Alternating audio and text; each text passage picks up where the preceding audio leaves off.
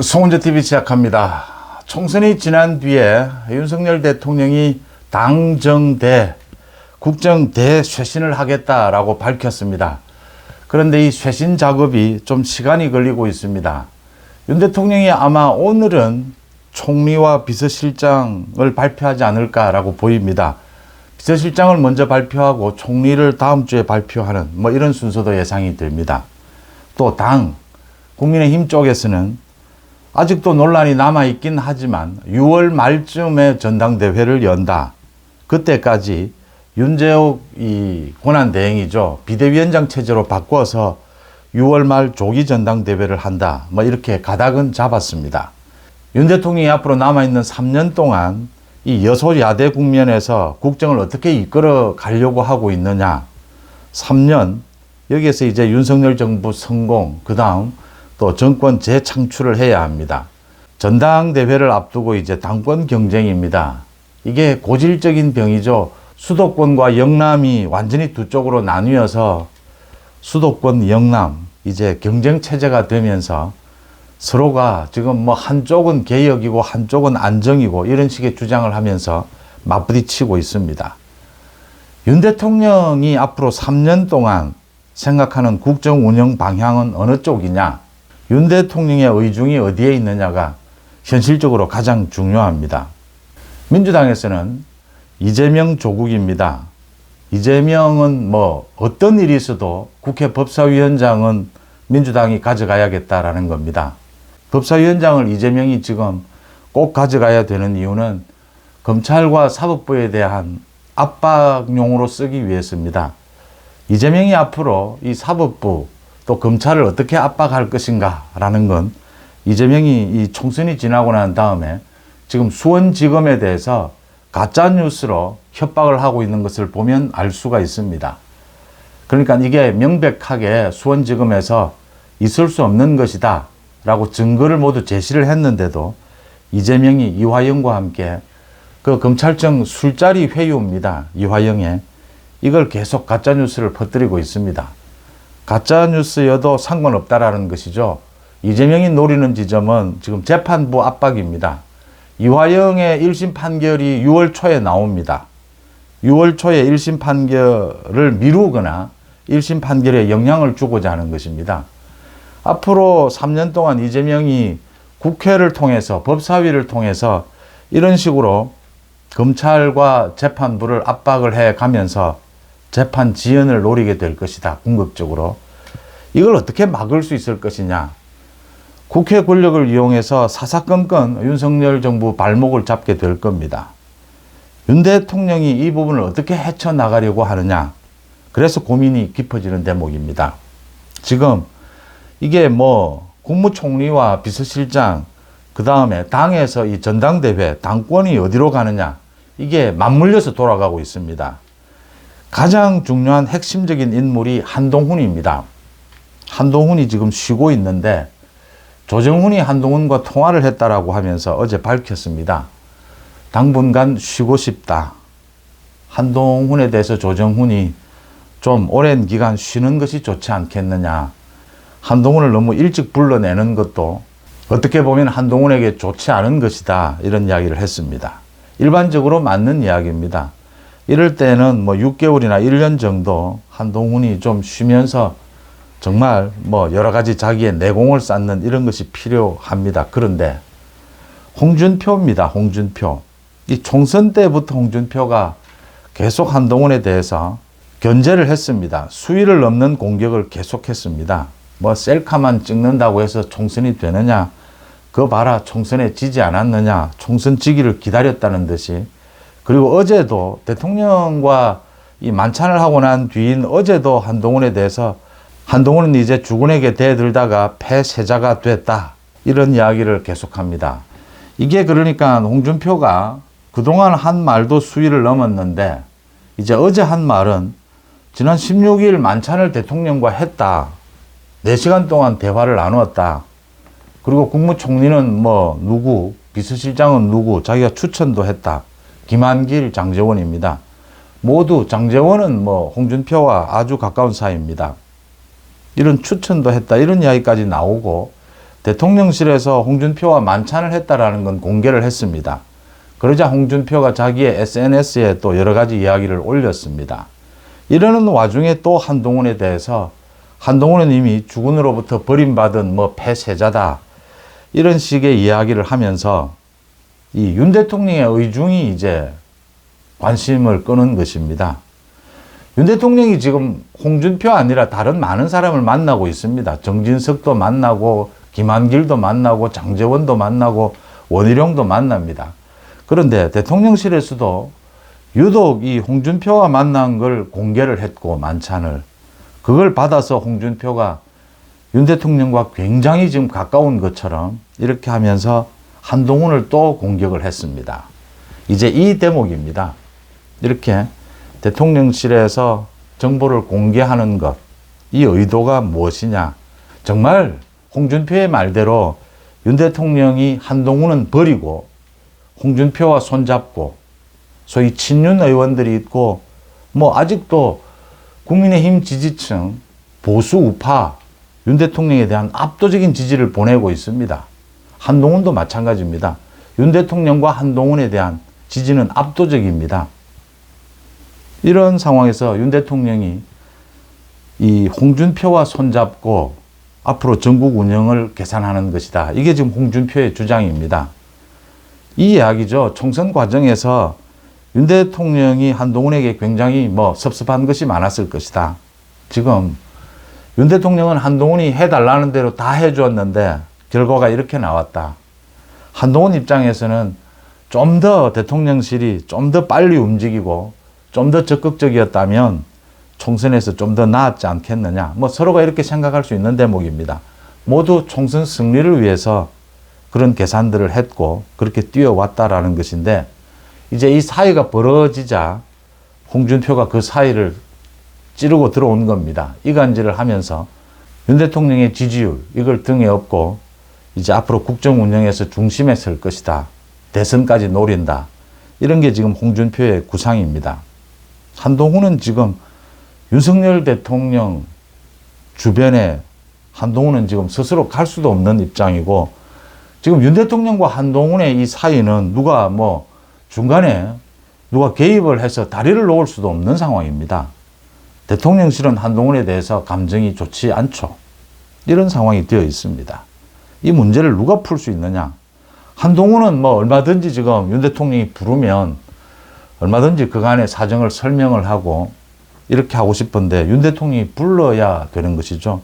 이런 국면에서 이제 윤 대통령이 홍준표와의 이 만찬도 공개를 하고 4시간 동안 이야기를 나눴다라는 것입니다. 총선 때부터 홍준표에게 만찬을 한번 하자라고 제안을 했고 그게 지난 16일 성사가 됐다라고 하는 것입니다. 당으로 넘어오면 지금 당은 완전히 두 쪽이 됐습니다.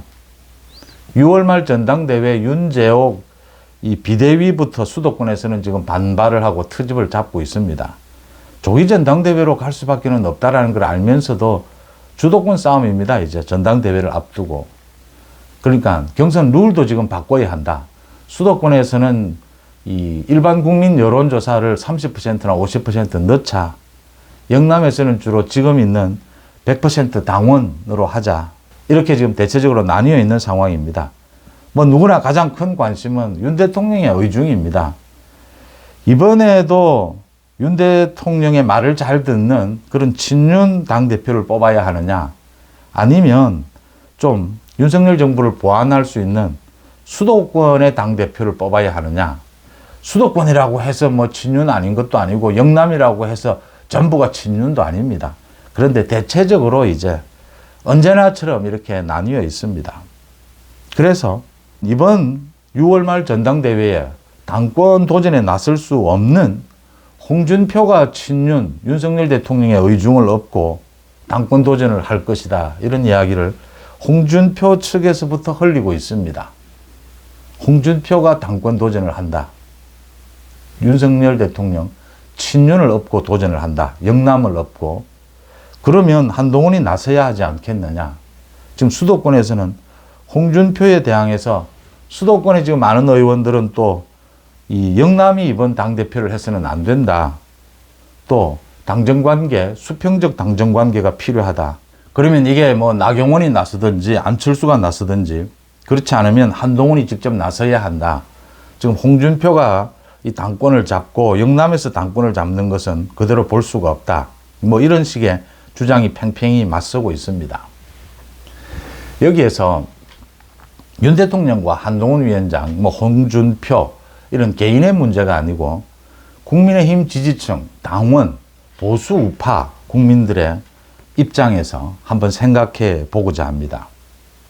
지금 대통령실과 국무총리 인선, 그 다음 국민의힘 당권을 누가 쥐는 것이 맞느냐, 어느 쪽에서 쥐는 것이 맞느냐, 당정관계는 어떤 형태여야 하느냐, 이 부분입니다. 그러니까 앞으로 3년 동안 윤석열 정부가 여소야대 국면에서 이재명은 뭐 국회 권력을 이용해서 이 사법 시스템을 무력화시키는데 또 윤석열 정부 발목을 잡는데 혈안이 될 겁니다. 이걸 어떻게 막아내면서 윤석열 정부 성공으로 이끌 수가 있느냐, 보수 정권 재창출이 가능하냐, 이게 기준입니다. 그러니까 보수 우파의 국민들이 지금 바라는 것은 무엇이냐, 이게 기준이 되어야 합니다. 그런 점에서 윤석열 대통령이 앞으로 3년 동안 여소야대 국면에서 이 국정을 이끌어 나가는데 당이, 국민의힘이 윤석열 정부를 보완해 줄 수 있는, 그러니까 수평적 관계, 긴밀하게 협력하지만 가끔 견제도 하는, 보완도 하는 이런 수평적 관계를 생각하는 것이 맞다라는 점입니다. 지금 윤석열 대통령의 말을 잘 듣는 국민의힘 당으로 해서는 저 거센 민주당 조국 제압할 수가 없습니다. 상대할 수가 없다라고 하는 점입니다. 그런 점을 생각을 해야 되고요. 그래서 비서실장은 윤석열 대통령과 가장 뜻이 잘 통하는 사람으로 하되, 총리는 상징적으로 여야를 통틀어서 통합적인 인물, 그렇지만 당연히 국민의힘 출신 중에서 이 총리를 선발하는 것이 맞다, 인선하는 것이 맞다라는 것이고요. 국민의힘 전당대회도 영남이냐 수도권이냐 뭐 이렇게 나뉘어 있는데, 언제나 전당대회가 열리면 이건 뭐 국민의힘뿐만이 아니라 민주당 쪽에서도 언제나 대립 구도가 만들어지는 것이죠. 윤석열 대통령이 이 수평적 당정관계, 긴밀한 원팀의 수평적 당정관계, 이걸 생각한다면 이번에는 수도권, 영남의 정서를 잘 알고 영남을 잘 이해하는 수도권의 당대표가 적합하지 않느냐, 개혁적인. 그러니까 영남의 후보라 하더라도 수도권의 정서를 잘 아는, 일단 이 수도권이 좀 중심이 되어야 한다. 영남 후보라 하더라도 수도권의 정서를 잘 읽는 이런 후보가 당대표가 되어야 한다. 그래야 앞으로 3년 동안 이 여소야대 국면을 헤쳐나갈 수 있을 것이다. 경쟁력이 있을 것이다. 일단 가장 중요한 것이 저 거대 야당을 상대하기 위해서는 국민적 지지를 받아야 합니다. 그런 점이 더 중요하다. 지금 윤석열 대통령의 말을 잘 듣는 친윤으로만 똘똘 뭉쳐서 이 국면을 헤쳐나갈 수 있느냐라는 것입니다.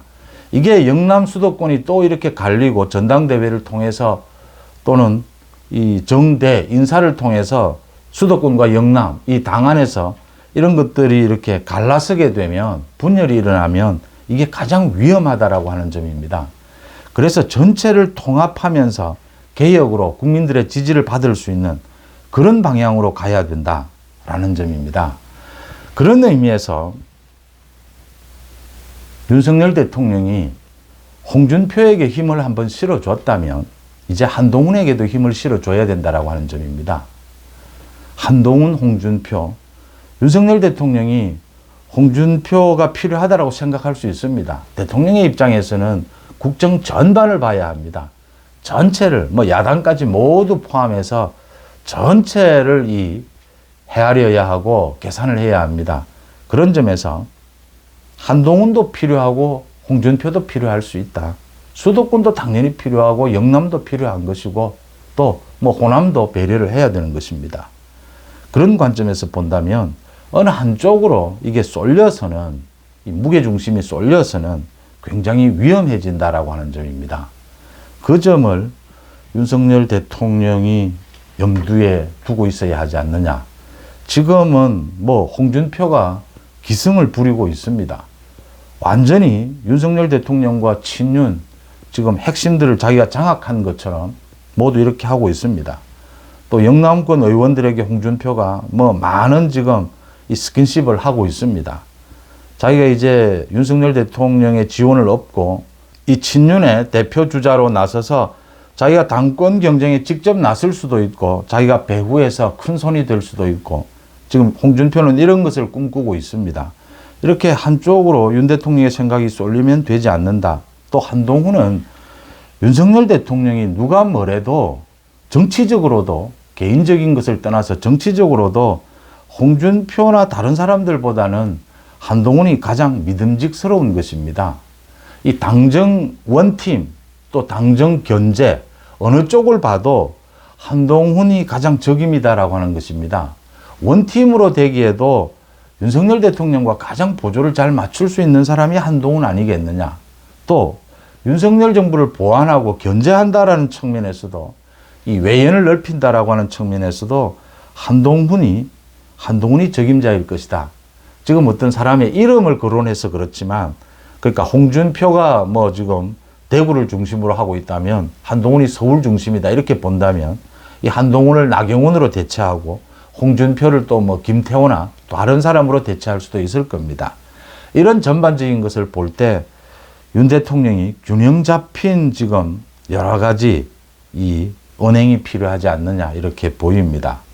그래서 지금 6월 말 전당대회에서 홍준표가 만약 출마를 한다면 이건 홍준표를 막을 수 있는 사람은 누구냐? 한동훈, 나경원, 안철수 역시 한동훈 아니냐 이런 이야기가 나오게 되는 겁니다. 한동훈과 홍준표가 6월 말 전당대회에서 맞붙는다면 이게 과연 윤석열 정부에 도움이 될 건지도 한번 따져봐야 될 문제다라는 것입니다. 역시 윤석열 대통령이 앞으로 3년 동안 국정 운영을 이 거대 야당에 맞서서 국정 운영을 해가고 보수 정권을 재창출하기 위해서는 한동훈에게 윤석열 대통령이 변함없는 신뢰, 뭐 여러 가지 한동훈이 실수한 부분이 있다 하더라도 변함없는 신뢰, 포용력을 보여줄 때가 아닌가라는 점입니다. 여러분들은 어떻게 보십니까? 송은재TV 마칩니다. 고맙습니다.